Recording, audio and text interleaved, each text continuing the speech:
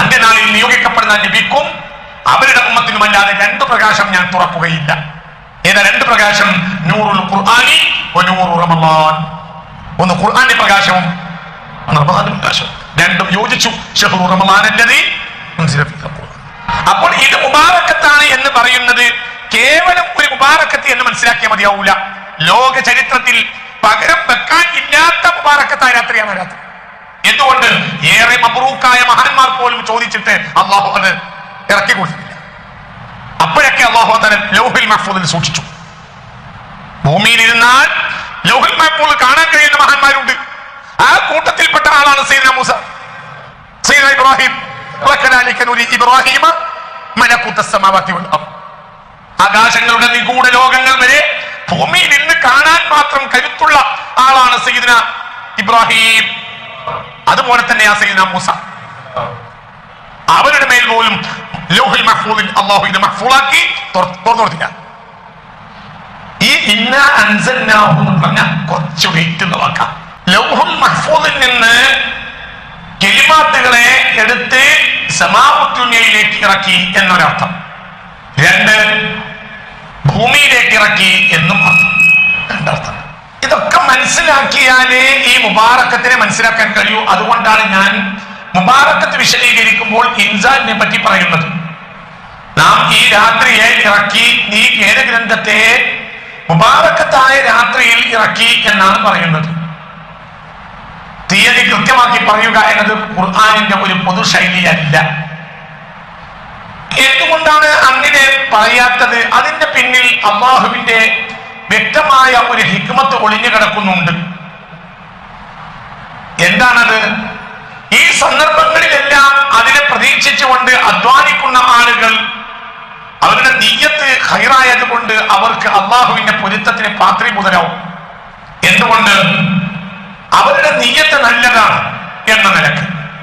രണ്ടാമത്തെ നിലക്ക് പറയുകയാണെങ്കിൽ ഈ ഇറക്കൽ ഒരു തവണയായിട്ടല്ല സംഭവിച്ചിട്ടുണ്ടാവുക. അപ്പോൾ ഇതൊരു രാത്രി മാത്രം ബന്ധപ്പെട്ട കാര്യം ആയിരിക്കുകയില്ല. അപ്പോൾ രാത്രി മുബാറക്കത്തായ രാത്രിയാണെന്ന് പറഞ്ഞോ, പല രാത്രികളായിരിക്കും ഇറക്കിയിട്ടുണ്ടാവുക. ആ രാത്രികൾ എല്ലാം മുബാറക്കത്തായിരിക്കും. അപ്പോൾ ഒരു കൃത്യമായ ഒരു തീയതി മാത്രം പറയുന്നതിൽ അർത്ഥമില്ല. പ്രഥമവും പ്രധാനമായവുമായി പറയാം, അക്തറുൽ മുഫസ്സിരീന്റെയും അഭിപ്രായ പ്രകാരം ലൗഹുൽ മഹ്ഫൂദിൽ നിന്ന് 1-ാം ആകാശത്തേക്ക് ഇറക്കി എന്ന്. ലൗഹുൽ മഹ്ഫൂദിൽ നിന്ന് 1-ാമത്തെ ആകാശത്തേക്ക് ഇറക്കി എന്നത് ഒരു അഭിപ്രായം. അതാണ് ഇവിടെ പറയുന്ന ലൈലത്തുൽ മുബാറക്കത്ത് കൊണ്ട് ഉദ്ദേശം. ഇന്ന അൻസൽനാഹു, നാം ഇതിനെ ഇറക്കി എന്നത് കൊണ്ട് ഉദ്ദേശിക്കുന്നത് മുഗയ്യബാത്തുകൾ മാത്രം നിലനിൽക്കുന്നതാണ് ലൗഹുൽ മഹ്ഫൂദ്. അവിടെ നിന്ന് സമാഉദ്ദീനിലേക്ക് വരുമ്പോൾ തന്നെ അത് പരസ്യപ്പെടുത്താൻ അല്ലാഹു തആല തീരുമാനിച്ചതല്ലാതെ ഒരിക്കലും സമാഉദ്ദുനിയയിലേക്ക് ഇറക്കുകയില്ല. സമാഉദ്ദുനിയയിലേക്ക് ഇറക്കുന്നത് എന്തിനാണ്? നേരത്തെ ഇറങ്ങിയ ഒരു ജനത ഇവിടെ ഉണ്ട്. ആ ജനതക്ക് ബറക്കത്ത് ലഭിക്കാനും നേട്ടം ലഭിക്കാനും വേണ്ടിയാണ്. സമാഉദ്ദുനിയക്ക് താഴെ ഒരു ജനതയുണ്ട്, ബശർ, ബനു ആദം. ആരാ ബനു ആദം? അൻസലഹു അല്ലാഹു വഅഹ്ബതഹു മിനൽ ജന്നത്തി ഇലൽ ദുനിയ ഔ മിനൽ ജന്നത്തി ഇലൽ അർളി. അൻസലഹു അവ്വലൻ, നേരത്തെ, വൽ ബശറു ബനൂഹു. ഇതിവിടെ ഇറക്കിയത് എന്തിനാ? നേരത്തെ ഇവിടെ ഇറങ്ങിയ കൂട്ടരുണ്ട്. അവരുടെ കൂട്ടാണ്, അവരുടെ ഭക്ഷണമാണ്. അവർക്ക് ഭക്ഷണം ഇല്ലേ? ഉണ്ട്. അത് ജസദിയായ ഭക്ഷണമാണ്. ഊഹിയ ഭക്ഷണം കൊടുത്തിട്ടില്ലേ? ഉണ്ട്. പക്ഷേ അത് അവർ തന്നെ ഫസാദാക്കി നാശാക്കിയിട്ടുണ്ട്. ഇതോ, ഇത് ഇന്നാ നഹ്നു നസ്സൽന الذിക്റ വഇന്നാ ലഹു ലഹാഫിദൂൻ. അത് തന്നെ ഒരു മുബാറക്കത്ത്. ഇവിടെ മുബാറക്കത്ത് എന്നത് എന്തൊക്കെയാണെന്നാണ് ഞാൻ പറയുന്നത്. അതിനാദ്യം നമ്മൾ ഈ ഇറക്കലിനെ പഠിക്കണം. ഇറക്കൽ എന്നാൽ എന്താ ഉദ്ദേശിക്കുന്നത്? ഒരർത്ഥത്തിൽ സമാഉദ്ദുനിയയിലേക്ക് ഇറക്കി. സമാഉദ്ദുനിയയിലേക്ക് ഇറക്കുന്നത് എന്തിനാണ്? ഒന്ന്, മറക്കപ്പെട്ട കാര്യത്തെ വെളിവാക്കാൻ ഉദ്ദേശിച്ചാലേ സമാഉദ്ദുനിയയിലേക്ക് ഇറക്കൂ. അല്ലെങ്കിൽ മുഗയ്യബാത്തിന്റെ ലോകത്തേക്ക് അല്ലാഹു തആല പൂട്ടിവെക്കും എന്നല്ല. മുബാറക്കായ വ്യക്തിയാണ് സയ്യിദുനാ മൂസ. എന്നിട്ട് പോലും അല്ലാഹു തആല ഇത് ചോദിച്ചിട്ട് കൊടുത്തില്ല. വളരെ മുബാറക്കായ മനുഷ്യനാണ് സയ്യിദുനാ ആദം, സയ്യിദുനാ മൂസ, ആദമും അടക്കം അലൈഹിസ്സലാത്തു വസ്സലാം. ആ കൂട്ടത്തിൽപ്പെട്ട വളരെ മുബാറക്കായ മഹാനാണല്ലോ സയ്യിദുനാ മൂസ. അമ്പിയാക്കളൊക്കെ അതിലൊരു നേതാവല്ലേ സയ്യിദുനാ മൂസ. വളരെ മുബാറക്കായ ഒരു മഹാനാണ് സയ്യിദുനാ മൂസ. ബഹുമാനപ്പെട്ടവർ ഒരിക്കൽ ആവശ്യപ്പെട്ടിട്ടുണ്ട്, റബ്ബേ അതിൽ നിന്ന് എന്തെങ്കിലും എനിക്ക് ഇറക്കി തരണം. അപ്പോൾ അല്ലാഹു മൂസ അലൈഹിസ്സലാത്തു വസ്സലാമിനോട് പറഞ്ഞു, ലാ അഫ്തഹു നൂറൈനി ഇല്ലാ ലിമുഹമ്മദിൻ വലിഉമ്മത്തിഹി യഅ്തുന ഫീ ആഖിരി സമാൻ അന്നബിയിൽ മബ്ഊസി ഫീ ആഖിരി സമാൻ. അവസാന കാലഘട്ടത്തിൽ അയക്കപ്പെടുന്ന നിയോഗിക്കപ്പെടുന്ന മുഹമ്മദ് നബിക്കല്ലാതെ ഞാൻ അത് ഇറക്കി കൊടുക്കുകയില്ല. ആരാവശ്യപ്പെട്ടിട്ടും കൊടുത്തില്ല സയ്യിദുനാ മൂസ. അവരാരാ? 136 തവണ അവരുടെ പേരിൽ വരെ ഇതിൽ നാമകരണം ചെയ്തിട്ടുണ്ട്, എന്നിട്ടും കൊടുത്തില്ല. അവർ മബ്റൂക്കായ മുബാറക്കായ മഹാൻ തന്നെയാണ് സയ്യിദുനാ മൂസ. എന്നിട്ടും ഈ മുബാറക്കത്ത് കൊടുത്തില്ല. എന്തുകൊണ്ട്? അത് അത്രമേൽ മുബാറക്കത്താണ്. കൊതിച്ചാഗ്രഹിച്ചിട്ടുണ്ട് സയ്യിദുനാ മൂസ, എന്നിട്ടും കൊടുത്തില്ല. ലാ അഫ്തഹു നൂറൈനി ഇല്ലാ ലിമുഹമ്മദിൻ അന്നബിയിൽ മബ്ഊസ് ഫീ ആഖിരി സമാനി വലിഉമ്മത്തിഹി. അന്ത്യനാളിൽ നിയോഗിക്കപ്പെടുന്ന നബിക്കും അവരുടെ ഉമ്മത്തിനുമല്ലാതെ 2 പ്രകാശം ഞാൻ തുറക്കുകയില്ല. ഏതാ 2 പ്രകാശം? നൂറുൽ ഖുർആനി വ നൂറു റമളാൻ. ഒന്ന് ഖുർആന്റെ പ്രകാശവും റമളാന്റെ പ്രകാശവും, രണ്ടും യോജിച്ചു. ശഹ്റു റമളാൻ അല്ലദീ ഉൻസില ഫീഹിൽ ഖുർആൻ. അപ്പോൾ ഇത് മുബാറക്കത്താണ് എന്ന് പറയുന്നത് കേവലം ഒരു മുബാറക്കത്ത് എന്ന് മനസ്സിലാക്കിയാൽ മതിയാവൂല. ലോക ചരിത്രത്തിൽ പകരം വെക്കാൻ ഇല്ലാത്ത മുബാറക്കത്തായ രാത്രിയാണ് രാത്രി. എന്തുകൊണ്ട്? ഏറെ മബ്റൂക്കായ മഹാന്മാർ പോലും ചോദിച്ചിട്ട് അള്ളാഹു അത് ഇറക്കി കൊടുത്തില്ല. അപ്പോഴൊക്കെ അള്ളാഹു തആല ലൗഹുൽ മഹ്ഫൂദിൽ സൂക്ഷിച്ചു. ഭൂമിയിലിരുന്നാൽ ലൗഹുൽ മഹ്ഫൂദ് കാണാൻ കഴിയുന്ന മഹാന്മാരുണ്ട്. ആ കൂട്ടത്തിൽപ്പെട്ട ആളാണ് സയ്യിദുനാ മൂസ, സയ്യിദുനാ ഇബ്രാഹിം. വകദാലിക നുരി ഇബ്രാഹിമ മലകൂതസ് സമാവാതി വൽ അർദ്. ആകാശങ്ങളുടെ നിഗൂഢ ലോകങ്ങൾ വരെ ഭൂമിയിൽ ഇന്ന് കാണാൻ മാത്രം കരുത്തുള്ള ആളാണ് സയ്യിദുനാ ഇബ്രാഹിം. അതുപോലെ തന്നെ ആ സയ്യിദുനാ മൂസ. അവരുടെ മേൽ പോലും ലൗഹുൽ മഹ്ഫൂദിൽ അല്ലാഹു ഇത് മഹ്ഫൂളാക്കി തുറന്നു കൊടുത്തില്ല. ഈ ഇന്നാ അൻസൽനാഹു എന്ന് പറഞ്ഞ കുറച്ച് വെയിറ്റ് ഉള്ള വാക്കാ ഇവിടെ. എന്തുകൊണ്ട്? ഈ ഇൻസാനിന് പലരും ആഗ്രഹിച്ചിട്ടും കൊടുത്തില്ല. അപ്പോൾ അത് വരുമ്പോൾ അതിനൊരു വില എത്ര ഉണ്ടാവും? മുഹമ്മദ് മുസ്തഫ സ്വല്ലല്ലാഹു അലൈഹി വസല്ലമ തങ്ങൾ മൂസാ നബിയേക്കാൾ മഹാനാണ് എന്ന് പറഞ്ഞാൽ അതിലൊരു സംശയമില്ല, അത്ഭുതവും ഇല്ല. അത് ലോകത്തൊരു മുഹഖഖായ ഹഖാണ്, സംശയമൊന്നുമില്ല. അതേ സമയത്ത് ഉമ്മത്ത് മുഹമ്മദ് സ്വല്ലല്ലാഹു അലൈഹി വസല്ലം അവർക്കും മൂസാ നബിയേക്കാൾ മുബാറക്കത്ത് ലഭിച്ചു എന്ന് പറഞ്ഞാൽ അത് നമ്മെ അത്ഭുതപ്പെടുത്തുന്നതാണ്. അതാണ് എന്താ വിഷയം. മൂസാ നബി അലൈഹിസ്സലാത്തു വസ്സലാം ഏതായാലും മഹാനാണല്ലോ. ബശർ ശറഫൻ വഫളൻ. ഭൂമി കണ്ട 3ാമത്തെ മഹാനാണ് സയ്യിദുനാ മൂസ. 1 സയ്യിദുനാ മുഹമ്മദ് മുസ്തഫ, 2 സയ്യിദുനാ ഇബ്രാഹിം, 3 സയ്യിദുനാ മൂസ. അത്രയും വലിയ മഹാനാണ് സയ്യിദുനാ മൂസ. അള്ളാഹുവോട് കൽപ്പിക്കാൻ, വലിയ അള്ളാഹുവിനോട് അപേക്ഷിക്കാൻ ഏറെ അർഹതയുള്ള മഹാനാണ് സയ്യിദുനാ മൂസ. അള്ളാഹുവിൽ നിന്ന് റഹ്മത്ത് ഇറങ്ങി വരാൻ ഏറെ അർഹതയുള്ള സയ്യിദുനാ മൂസ. ആ മഹാൻ അള്ളാഹുവോട് ആവശ്യപ്പെട്ടു, ഇതിന്റെ ഒരു ഭാഗം തുറന്നു കൊടുക്കാൻ കൊടുത്തില്ല. അതാണ് ഇന്നാ അൻസൽനാഹു. അവർക്കൊക്കെ ഉണ്ട്, എല്ലാവർക്കും ഉണ്ട്. ഖുർആൻ വരുന്നുണ്ട് എന്നറിയാത്ത ഒരാളും ഇല്ല, ആദം നബി അടക്കം ഒരാളും ഇല്ല. എന്തുകൊണ്ട്? ഖുർആൻ പൂർത്തീകരണമാണ്. അതിന് കൊതിക്കാത്ത ഒരാളും ഇല്ല. ആ ഖുർആൻ ഭൂമിയിൽ ഇറങ്ങണമെന്ന് അവരിലൂടെയല്ല. എന്തുകൊണ്ട്? അവരിലൂടെ അവരത് കൊതിക്കൂല. അവര് കൊതിക്കാന്ന് പറഞ്ഞാൽ അതിന്റെ അർത്ഥം എന്താണ്? അതിന്റെ മഹത്വം ആലോചിച്ച് കൊതിക്കലാണ്, അല്ലാതെ മുഹമ്മദിനെ ഒഴിവാക്കി എനിക്ക് കിട്ടണം എന്ന് കൊതിക്കല്ല. അവരിലൂടെ അത് നടക്കൂല എന്നും അവർക്കറിയും.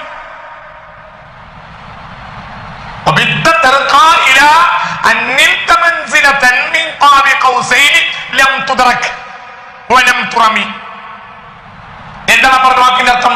അങ്ങൊരു സ്ഥാനത്തേക്ക് ഉയർന്നു. മിറാജിനെ പറഞ്ഞോട്ടുണ്ട്.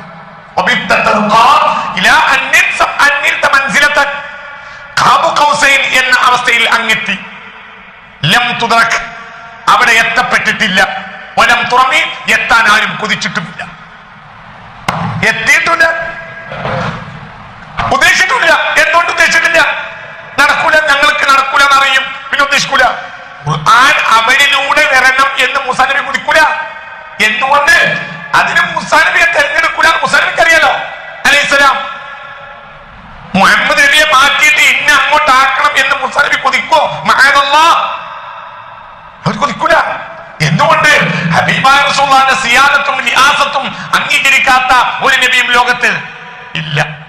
അവർ കൊതിച്ചു എന്ന് പറഞ്ഞാൽ നബിയെ നീക്കിയിട്ട് ആ സ്ഥാനം അവർക്ക് കിട്ടാൻ കൊതിക്കല്ല. പിന്നെ എന്ത്? ആ കൊതിക്കലിന്റെ അർത്ഥം എന്താ? അതിന്റെ അളമത്ത് അവർക്ക് വെളിവായപ്പോൾ അവർ ആഗ്രഹിച്ചു. ഉദാഹരണം പറയാ, അല്ലാഹുവിന്റെ റസൂലിന്റെ കാലത്ത് ഞാൻ ഉണ്ടായിരുന്നെങ്കിൽ നമ്മൾ കൊതിക്കണില്ലേ? കൊതിക്കുന്നുണ്ടല്ലേ? ഉണ്ട്. നടക്കണ കാര്യമാണോ? അല്ല. നടക്കാൻ കൊതിക്കാണോ? നടക്കാനാണോ കൊതിക്കണത്? അല്ല. അതിന്റെ അളമത്തിന് അംഗീകരിക്കണം. എല്ലാ കൊതിക്കലും നടക്കാനല്ല. സൗദി അറേബ്യയിലെ രാജാവിന്റെ മകളെ ഞാൻ കെട്ടിയെങ്കിൽ എന്നൊരാൾ കൊതിക്കാം. അത് കിട്ടാൻ കൊതിക്കലല്ല, ആ സ്ഥാനത്തെ കൊതിക്കിന്റെ മാത്രം മനസ്സിലാക്കിയേ അർത്ഥമുള്ളൂ. മൂസാ നബി അലൈഹിസ്സലാത്തു വസ്സലാം ഖുർആനെ കൊതിക്കാന്ന് പറഞ്ഞാൽ നബിയെ ഒഴിവാക്കി കൊതിക്കാനല്ല, പകരം അതിന്റെ മഹത്വത്തെ മൂസാ നബി അംഗീകരിക്കുക. സ്വഹാബിയാകാൻ നമ്മൾ കൊതിക്കാന്ന് പറഞ്ഞാൽ 1400 കൊല്ലത്തിന് അപ്പുറത്തേക്ക് ചാടിയിട്ട് നബിയുടെ മുന്നിൽ പോയി നിൽക്കാനല്ല, ഒരിക്കലും നടക്കൂല. പകരം നമ്മൾ എന്താ അംഗീകരിക്കുക? ആ സ്ഥാനത്തെ നമ്മൾ അംഗീകരിക്കുക എന്നതിന്റെ അർത്ഥം എന്നതുപോലെ അതാണ് കൊതി. അപ്പോൾ അങ്ങനെ ലോകത്തെ കേമന്മാർ മുഴുവൻ ഇതൊന്ന് ഇറക്കി കിട്ടാൻ കൊതിച്ചത് ഈ രാത്രി ഒരു ജനതയ്ക്ക് കിട്ടുക. അപ്പോ അതിനേക്കാൾ മുബാറക്കത്ത് എന്താണ്? അതാണ് അവരൊക്കെ അതൊന്ന് കൊതിച്ചതാ. അതെല്ലാം അവരൊന്ന് കൊതിച്ചതാ. അവര് കൊതിച്ചു, അവരത് കൊതിച്ചതാണ്. അതാണ് അതിന്റെ മഹത്വം. അങ്ങനെ അതിന് സമാവ് ദുനിയയിലായാലും ലൈലത്തുൽ മുബാറക്കത്തിൽ എന്താ നടന്നത്? ചില പണ്ഡിതന്മാർ പറയുന്നു അത് ശഅബാന്റെ 15 രാവാണ്. അന്നിറങ്ങിയോ? അന്ന് 1-ാം ആകാശത്തേക്ക് ഇറങ്ങി. എന്നാലും മതി. ഇന്നാ അൻസൽനാഹു ഫീ ലൈലത്തുൽ മുബാറക, ആ ബറക്കത്താക്കപ്പെട്ട രാത്രി ഈ കിതാബിനെ നമ്മൾ ഇറക്കി. ഇതിന് ഒരു വലിയ ഭൂരിപക്ഷം പണ്ഡിതന്മാർ പറയുന്നത് എന്താ? അത് 1-ാമത്തെ ആകാശത്തേക്ക് ഇറക്കി. രാത്രി ഏതാ?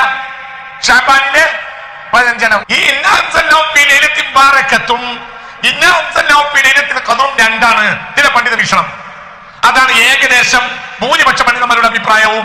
ഇന്നാ അൻസൽനാഹു ഫീ ലൈലത്തുൽ മുബാറക, ഇന്നാ അൻസൽനാഹു ഫീ ലൈലത്തുൽ ഖദർ, ഇത് രണ്ടിറക്കലാണ്. അമ്പിയാക്കൾക്ക് വരെ മറക്കപ്പെട്ട രൂപത്തിൽ ഉണ്ട് എന്നറിയും കൊടുത്തിട്ടില്ല, കിട്ടൂല്ല. അതിന്റെ അളമത്തിന് അവർ അംഗീകരിച്ചിട്ടുണ്ട്. ഒരു കിതാബ് മുഴുവനും കൈവശം ഉള്ളപ്പോഴാണ് ഇതിന്റെ ചില വചനങ്ങൾ കാണാൻ മൂസാ നബി കൊതിക്കുന്നത്.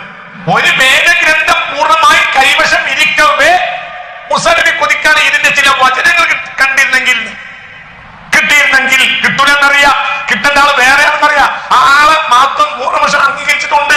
ആ ആൾക്കാര് കിട്ടാവൂന്ന് അറിയാം. എന്നാലും ഒരു കൊതി ഉണ്ടാവുമല്ലോ, അതിനെ മഹത്വം അംഗീകരിക്കലാണ്. മനസ്സിലായോ? അങ്ങനെയുള്ള വേദഗ്രന്ഥാണിത്. ആ വേദഗ്രന്ഥം എവിടേക്ക് ഇറക്കി? ഒന്നാമത്തെ ഒപ്പുക, രണ്ടാമത്തെ വ്യാഖ്യാനം ഞാൻ പിന്നെ പറയാം. ലൈലത്തുൽ നിസ്ഫി മിൻ ശഅബാൻ, ഇത് ഏത് രാവാണ്? ശഅബാനിലെ 15-ാം രാവാണ് എന്ന് പറഞ്ഞാൽ എവിടേക്ക് ഇറക്കി? മിനൽ ലൗഹിൽ മഹ്ഫൂളി ഇലാ സമാഇ ദുനിയാ. എന്നാൽ മുബാറക്കത്താണ്. എന്തുകൊണ്ട് ഇറക്കിയത്? എന്താണ്? റഹ്മത്തൻ ലിൽ ഖൽഖാണ്. ഇന്നാ അൻസൽനാഹു ഫീ ലൈലത്തിൻ മുബാറകത്തിൻ. അങ്ങനെ വായിച്ചാൽ എവിടേക്ക് എത്തിയിട്ടുള്ളൂ? സമാഉ ദുനിയയിലേക്ക്, 1-ാം ആകാശത്തേക്ക്. അൽഹംദുലില്ലാഹ്, ഖുർആൻ സൂക്ഷിച്ച ഒരു വീടുണ്ട് 1-ാം ആകാശത്ത്. അതാണ് ബൈത്തുൽ ഇസ്സ. അതിന് അല്ലാഹു ബൈത്തുൽ ഇസ്സ എന്ന് പേരിട്ടു. എന്തുകൊണ്ട്? അതിനേക്കാൾ വലിയ ഇസ്സത്ത് എന്താ?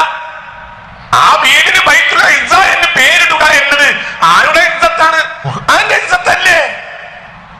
ഓരോന്നിനെയും ഇറക്കാൻ വെക്കാനും ഒരു സ്ഥാനമുണ്ട്. അല്ലെങ്കിൽ അത് മുൽമാണ്. 1-ാം ആകാശത്ത് വേറെ വലിയ പണിയുണ്ടോ? ഇല്ല. തൽക്കാലം അത് സൂക്ഷിക്കുന്നു. 23 കൊല്ലം അല്പാൽപ്പം ഇങ്ങനെ ഇറക്കും.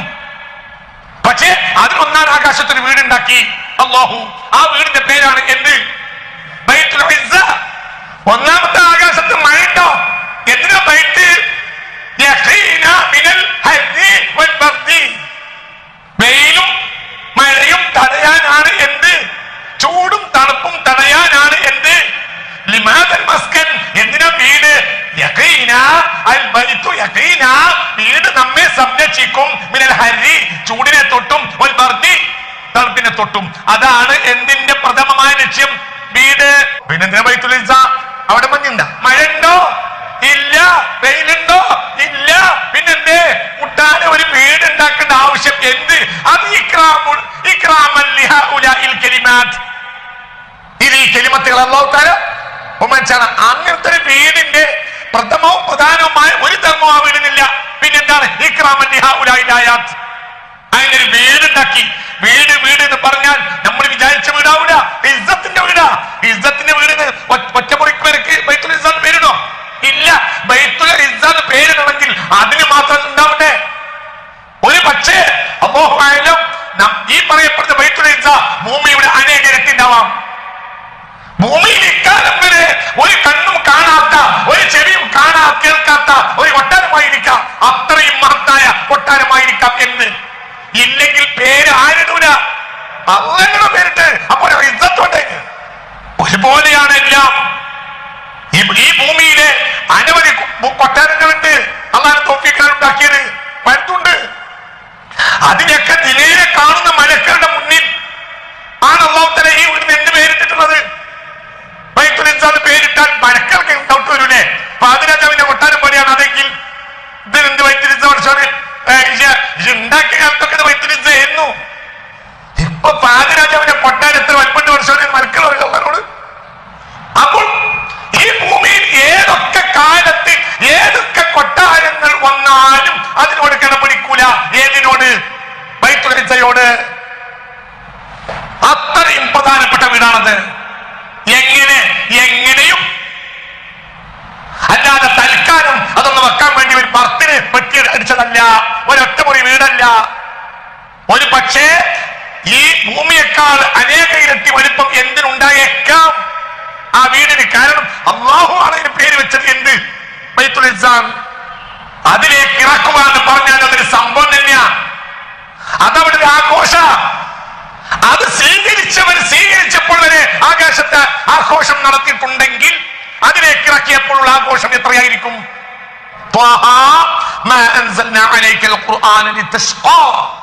ഈ വചനങ്ങൾ ബഹുമാനപ്പെട്ട ഖബ്ബാബ് ബിൻ അറത്ത് റളിയല്ലാഹു അൻഹു ഓതി കേൾപ്പിച്ചു.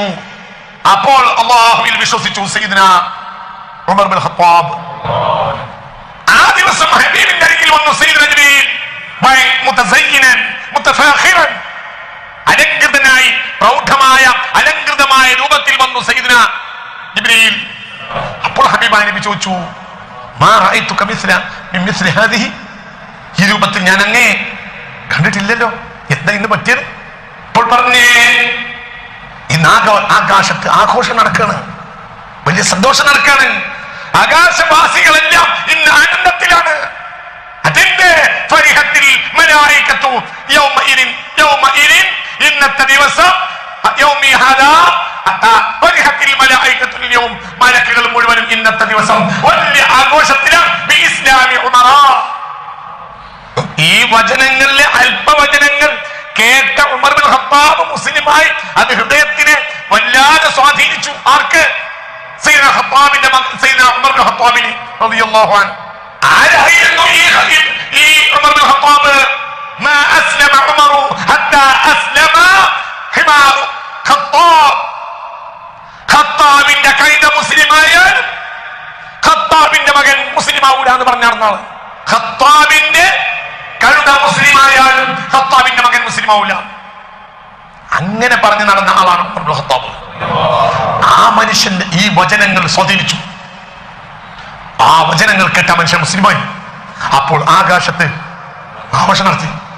എങ്കിൽ അല്പവചനങ്ങൾ ഉമറിന്റെ റളിയല്ലാഹു അൻഹു ഖൽബിലേക്ക് വന്നിട്ട് ഉമറിന്റെ മനസ്സിന് താളം മാറി, രീതി മാറി. അപ്പോൾ മലക്കുകൾക്ക് ആഘോഷം എത്രയായിരുന്നു എന്ന് പറഞ്ഞു. എങ്കിൽ ലൗഹുൽ മഹ്ഫൂദിൽ നിന്ന് ഒറ്റയടിക്ക് സമാഉദ്ദുന്നയിലേക്ക് അത് വരുമ്പോൾ അന്ന് ആകാശത്തുണ്ടായ ആഘോഷം എത്രയായിരിക്കും? അതാണ് ഏത് ലൈലത്തുൽ മുബാറക, അതാണ് ലൈലത്തുൽ നിസ്ഫി ശഅബാൻ. ഇത് മനസ്സിലായവനെ ബറാത്തിരാവ് എന്താണെന്ന് മനസ്സിലാവും. ബറാത്തിരാവ് എന്താണെന്ന് മനസ്സിലാവണമെങ്കിൽ പരിശുദ്ധ ഖുർആൻ എന്താ മനസ്സിലാവണം. ഇതാര് പറഞ്ഞു? ജംഹൂറുൽ ഉലമാ, ഭൂരിപക്ഷ ആലിമീങ്ങൾ പറഞ്ഞു. ആലിമീങ്ങൾ പറഞ്ഞ അംഗീകരിക്കുന്ന ആര് പറഞ്ഞു? ഖുർആൻ പറഞ്ഞു. നിങ്ങൾക്കറിയാത്ത കാര്യങ്ങൾ ഉലമാക്കൾ പറഞ്ഞാൽ നിങ്ങൾ അംഗീകരിക്കണം. മൂല്യമാര് പറഞ്ഞാല് ഏത് മൂല്യമാരെന്ന് പറഞ്ഞ് മഹാന്മാരായ ഇമാമിയങ്ങൾ. ഇന്നത്തെ ആലിമീങ്ങൾ പറഞ്ഞതിന് നിസ്സാരാണോ? ഏത് കാലഘട്ടത്തിലും ഇവിടെ ഉലമായില്ലേ? ഇമാമിയങ്ങൾ, ലോകം കണ്ട ഇമാമിയങ്ങൾ പറഞ്ഞു ഇത് ലൈലത്തുൽ നിസ്ഫി മിൻ ശഅബാൻ. അന്നെന്താ നടന്നത്? അന്ന് ഉൻസിലത് ഹാദിഹിൽ ആയാത്ത് മിനൽ ലൗഹിൽ മഹ്ഫൂദി ഇലാ ബൈത്തുൽ ഇസ്സത്തി ഫീ സമാഇദ് ദുനിയ. അപ്പോൾ നമുക്കത് ആഘോഷം തന്നെയാണ്. ഇത് എന്തിനോടുള്ള ബഹുമാനമാണ്? ഖുർആനോട്. അന്ന് പലതും കൊടുക്കും. ഞാൻ പറഞ്ഞുതരാം. കെൽപ്പ് ഗോത്രക്കാരുടെ ആടിന്റെ രോമത്തിന് അനുസരിച്ച് ആളുകളെ അല്ലാഹു തആല പുറത്തു കൊടുക്കും, നരകമോചനം നടത്തി കൊടുക്കും. എന്തുകൊണ്ട്? അങ്ങനെയാണല്ലോ. ഒരു കാര്യം കിട്ടിയാൽ ഒരു കാര്യത്തോടനുബന്ധിച്ച് ഭരണാധികാരികൾ എന്താ ചെയ്യാ? കുറ്റവാളികൾ മാപ്പ് ചെയ്യും. അതാ ദിവസത്തോടുള്ള ബഹുമാനമാണ്. അല്ല, കുറ്റവാളി ലോക്കൽ രാജാവ് പോലും അത് ചെയ്യും. ഇന്ത്യ ഒരു പരമാധികാരം, നമുക്ക് സ്വയം ഒരു ഭരണഘടന ഉണ്ടായി. ലോകത്തെ ഏത് റിപ്പബ്ലിക്കിനോടും കിടപിടിക്കാൻ കഴിയുന്ന ഒരു കെട്ടുറപ്പും ഭദ്രതയുമുള്ള ഒരു ഫ്രെയിം നമുക്കുണ്ടായി. ഒരു ഭരണഘടന, ഒരു കോൺസ്റ്റിറ്റ്യൂഷൻ, നമുക്ക് നമ്മുടേതായ ഒരു കൃത്യതയുണ്ടായപ്പോൾ ലോകത്തെ ഏത് ജനാധിപത്യ രാജ്യത്തോടും അല്ലെങ്കിൽ ഒരു പടി മേലെ നിൽക്കാവുന്ന ഒരു സൊസൈറ്റിയായി നമ്മൾ മാറിയപ്പോൾ നമ്മൾ അതിലാഘോഷം നടത്തി. അതാണ് എന്ത്? Republic day. എന്താണ് ചെയ്യാ? കുറ്റവാളികളും ജയിൽ മോചിതരാക്കും. കുറ്റവാളി നല്ല പോലെയാണോ? അല്ല. പിന്നെന്ത്? ആ ദിവസത്തോടുള്ള ബഹുമാനം. ഇനി ശിക്ഷാക്ക് ഇങ്ങനെ സ്വപ്നിരുന്ന് മൂല്യമാര് വേറെറിയുമ്പോ കളിയാക്ക. അത് ഈ ചെങ്ങായിയോടുള്ള ബഹുമാനല്ല. എന്തിനോട്? പരിശുദ്ധ ഖുർആൻ ലൗഹുൽ മഹ്ഫൂളിൽ നിന്ന് ഒന്നാം ആകാശത്തേക്ക് ഇറങ്ങിയ ആ ദിവസത്തോടുള്ള ബഹുമാനം അന്ന് ആ അപേക്ഷയൊക്കെ പറഞ്ഞു. ഒരാൾ പറഞ്ഞു, അല്ലാ ഇന്ന് നീ വലിയ ആദരിച്ച രാത്രിയല്ലേ, ജിന്നെ ഒഴിവാക്കി തരണേ. അപ്പൊ അപേക്ഷ കൊടുത്തു. പറയാ എന്തായി? എന്നെ ആ ദിവസത്തോടുള്ള ബഹുമാനം. ഇവൻ നല്ലോനാണോ? നല്ലോനല്ല. നാളെ ആ പണി കിടക്കും. അപ്പൊ അടുത്ത ക്ഷേമം ബദലിച്ച് പിന്നെയും വരും. അന്ന് പിന്നെയും പറയും, അത് ഒഴിവാക്കി കൊടുക്കും. ഞാൻ നല്ലോനാകാം എന്ന് പറഞ്ഞോലെല്ലാം നല്ലതായിട്ടുണ്ട് ഒന്നവര്. ഇത് പരിശുദ്ധ ഖുർആന്റെ വ്യാഖ്യാനാണോ ഇപ്പൊ അറിയുന്നത്? ഇത് തലേക്ക് കേൾക്കണം. ഇത് മനസ്സിലാക്കിയാൽ ഇത് മനസ്സിലാവുള്ളൂ. ഈ മനുഷ്യൻ പറഞ്ഞു, ശഅബാൻ 15 രാവിലെ ഈ മനുഷ്യൻ കരഞ്ഞോണ്ട് അള്ളാഹിനോട് പറഞ്ഞു, അല്ലാഹ് ഇന്ന് പരിശുദ്ധ ബൈത്തുൽ ഇസ്സയിലേക്ക് ഖുർആൻ ഇറക്കിയ രാത്രിയല്ലേ റബ്ബേ, നീ ഇന്നെ ഒഴിവാക്കിക്കൊണ്ടാന്ന് പറഞ്ഞാൽ ആത്മാർത്ഥമായി അപേക്ഷ കൊടുത്താൽ അള്ളാഹു തആല അത് ചേർക്കും. ഇവൻ ചിലപ്പോൾ ഈ പണി നാളെ എടുത്തേക്കാം. ആ പറഞ്ഞ അത്രയല്ലേ ഉള്ളൂ. മനസ്സിലാണ്ട് പറഞ്ഞത് മനുഷ്യ അത്രയല്ലേ ഉള്ളൂ. നേരിട്ട് മാറിയില്ലേ? കുറച്ചിട്ട് അങ്ങനെ പറയില്ലേ? അപ്പോൾ ആ രാത്രിയെ ഇനി നന്നായിക്കോളാം എന്നത് കൊണ്ടല്ല റബ്ബ് തന്നെ നരകമോചനം നടത്തിയത്. ഞാൻ നന്നായിക്കോളാം റബ്ബേ, എനിക്ക് രാത്രി പുറത്തുതാ എന്ന് പറഞ്ഞപ്പോൾ റബ്ബ് നിന്റെ വാക്ക് വിശ്വസിച്ചിട്ടാണോ ഒഴിവാക്കിയത്? അല്ല. ഇവൻ നാളെ നേരം കൊടുത്താലും കൊലം മാറും, നാളെ പുറത്തു കൊടുക്കും. എന്തുകൊണ്ട്? ആ രാത്രി ആവശ്യപ്പെട്ട്. അത് ഈ രാത്രി അല്ലാഹു തആലയോട് നമ്മൾ പറഞ്ഞ അല്ലാഹ് പുറത്തിരുന്നത് നമ്മൾ അന്ന് മുതൽ നന്നായിട്ടല്ല. നന്നായിക്കോളി, നന്നാവൽ വേണ്ടെന്ന് പറഞ്ഞ് മാനിയില്ല. പാല് മറിഞ്ഞാലും ആ രാത്രി പറഞ്ഞെടുക്കാൻ പുറത്തു കൊടുക്കും. എന്തുകൊണ്ട്? അത് ഇവനോടുള്ള ബഹുമാനത്തിൽ പുറത്തല്ല, ഇവന്റെ വാക്കിനോടുള്ള ബഹുമാനത്തിൽ പുറത്തല്ല, പകരം ആ ദിവസത്തിനോട് ബഹുമാനം. ആര് പറഞ്ഞാലും ഏത് കൊടുകുറ്റവാളി അവர்கள் പുറത്തു കൊടുക്കും. എന്റെ ഇക്റാമല്ലി തിൽക്കൽ ലൈല, അത് ലൈലത്തുൽ മുബാറകത്താണ്. ഇന്നാ അൻസൽനാഹു. ഇത് മനസ്സിലാക്കണം. അതന്നെ മുബാറക്കത്ത്. എന്താ മുബാറക്കത്ത്? മുബാറക്കത്ത് എന്ന് പറഞ്ഞാൽ ചോദിച്ചോർക്കൊക്കെ കൊടുക്കും. എന്തുകൊണ്ട്? അത് സമാഉദ്ദീനയിലേക്ക് മനസ്സിലായി. ചിലപ്പോൾ ആ ഇറക്കത്തില് ആകാശ ലോകത്തെ മലക്കുകൾ മുഴുവൻ കൂടിയിട്ടുണ്ടാവും. വലിയൊരു മനുഷ്യന്റെ മയ്യത്ത് കൊണ്ടുപോകുന്ന സമയത്ത് ഒരാൾക്കും കനുണ്ടാവില്ല. എന്തുകൊണ്ട്? എല്ലാരും താങ്ങും. എന്തിനാ താങ്ങുന്നത്? അത് വീഴാതിരിക്കാനല്ല.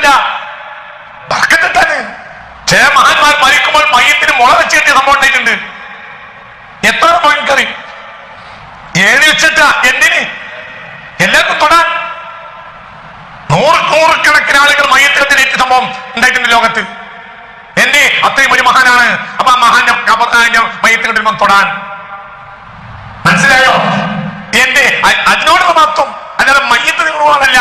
മയ്യത്ത് വീണ് പോകാൻ രണ്ടാം അപ്പുറത്ത് നിന്നാൽ തന്നെ എന്തായി? മയ്യത്ത് വീഴൂല. ബോധമുള്ളവർ ഏറ്റിയാൽ മതി, ഒരു പ്രശ്നമില്ല. പിന്നെന്റെ തൊടാനുള്ള ബഹുമാനം. ആ എന്ന വാക്കിന് ഒരു അർത്ഥമില്ല. ആ മുബാറക്കത്തായ രാത്രിയിൽ അള്ളാഹുവിന്റെ പട്ടാളക്കൂട്ടത്തിന്റെ എണ്ണം അള്ളാഹു അല്ലാത്ത ഒരാൾക്ക് അറിയില്ല. അത്രയും പട്ടാളക്കൂട്ടം ഇതിന്റെ പിന്നാലെ കൂടിയിട്ടുണ്ടോ? എന്തിന്? ലൗഹുൽ മഹ്ഫൂദിൽ നിന്ന് പകർന്നെടുത്തത് ഇറക്കാണ് എങ്ങോട്ട്? സമാഉ ദുനിയയിലേക്ക്. അതാണത്. ഒരു വ്യാഖ്യാന പ്രകാരം അന്ന് മുതൽ ലൈലത്തുൽ ഖദ്ർ വരെ പ്രധാനമാണെന്നാണ്. അതൊരു ടേമാണ്. ലൈലത്തുൽ നിസ്ഫി മിൻ ശഅബാൻ മുതൽ ഏതുവരെ? ലൈലത്തുൽ ഖദ്ർ വരെ അല്ലാഹു സുബ്ഹാനഹു വ തആല മലായികത്തിനെ മനുഷ്യന്റെ ആയുസ്, റിസ്ക് പോലത്തെ വിഷയങ്ങളിലെല്ലാം ഇടപെടിക്കും. അള്ളാഹ്ക്ക് ഇതിൽ ഇടപെടുത്താൻ ഒരു സെക്കൻഡ് ആവശ്യമില്ല, എന്നാലും ഇടപെടിക്കും. എന്തുകൊണ്ട്? ഈ ലോകത്തെ ആളുകളെ അവധിയും കാര്യവും കണക്കും മരണവും റിസ്കൊക്കെ ഇതാ. അള്ളാഹു തനക്ക് ഒരു സെക്കൻഡ് ആവശ്യമുണ്ടോ? ഇല്ല. ആ രാത്രി മുതൽ ഏത് രാത്രി വരെ കണക്ക് ചെയ്തു? ലൈലത്തുൽ ഖദ്ർ വരെ. എന്റെ അത് ഈ ഒരു ടേമിനോടുള്ള ബഹുമാനം അത് തീരാതിരിക്കട്ടെ. ലൈലത്തുൽ നിസ്ഫി മിൻ ശഅബാനിൽ തുടങ്ങിയ വർക്ക് ലൈലത്തുൽ ഖദ്ർ വരെ നീട്ടിക്കൊണ്ടുപോകും. ആ സമയത്തിനുള്ളിൽ